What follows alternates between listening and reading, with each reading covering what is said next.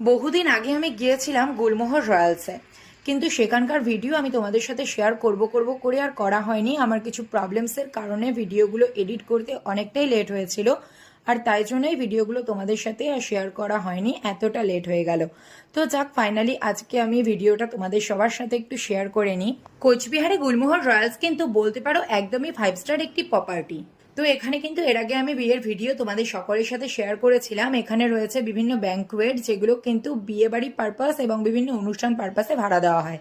তবে আমি আজকে সেখানে কিন্তু কোনো ইনভিটেশনে যাইনি, গিয়েছিলাম এখানের রেস্টুরেন্ট অর্থাৎ অলিভ রেস্টুরেন্টে খাওয়া দাওয়া করতে।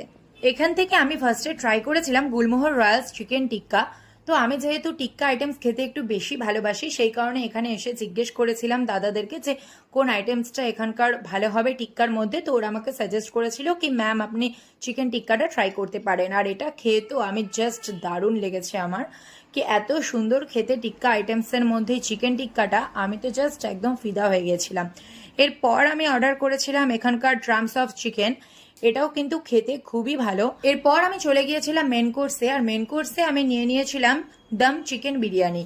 আর আমি যেহেতু একজন বিরিয়ানি লাভার, সেই কারণে মেন কোর্সে বিরিয়ানিটা না থাকলে আমার খাওয়াটা ঠিক জমে না।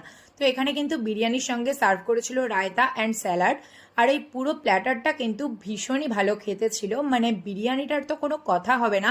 এখানে আসলে এই রেস্টুরেন্টের বিরিয়ানিটা কিন্তু একবার হলেও কিন্তু তোমরা ট্রাই করো, এতটা টেস্টি। আর এখানে যা কোয়ান্টিটি দিয়েছিল তাতে তো একার পক্ষে খাওয়া একদমই পসিবল না, দুজনের জন্য কিন্তু ফুল প্লেট একদমই সাফিসিয়েন্ট। এরপর খাওয়া দাওয়া কমপ্লিট করে আমি চলে গিয়েছিলাম সুইমিং পুলের ধারে কিছু ফটোস ভিডিওস ক্লিক করতে।